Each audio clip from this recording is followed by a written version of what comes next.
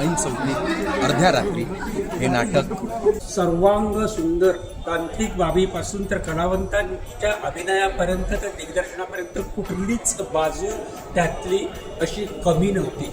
असा परिपूर्ण असा सर्वांग सुंदर प्रयोग असं खूप आनंद देऊन गेलं, खूप हसवून गेलं. तुझा फार्स होता जो अत्यंत कठीण प्रकार आणि त्याच्यातून शेवटी दिलेला संदेश ब्लॅक कॉमेडी असं त्या प्रकाराला आपण म्हणू.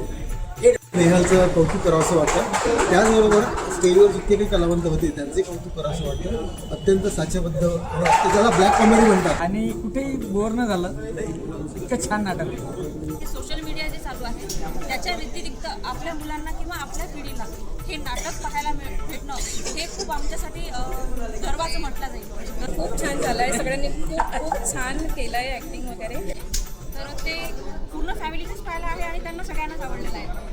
छान वाटलं आणि विशेषतः नाटकाचं शेवट पण खूप छान वाटलं की महिलांबद्दलची व्हॅल्यू करायला पाहिजे. प्रत्येक नवऱ्याने प्रत्येक बायकोची व्हॅल्यू करायला पाहिजे. ते खूपच स्पष्टपणे सांगितलेलं आहे आणि सर्वांचं पात्र खूप छान आहे आणि खूप कॉमेडी होतं. आम्ही हसून पागल झालो आणि एंडमध्ये रडलो सुद्धा. जिवंत कलाकार आहे, छान जबरदस्त केलं. तर हे नाटक असेच घडत राहो आणि आम्ही असेच येत राहू. धन्यवाद. आणि पूर्ण टीमचं अत्यंत मनपूर्वक अभिनंदन.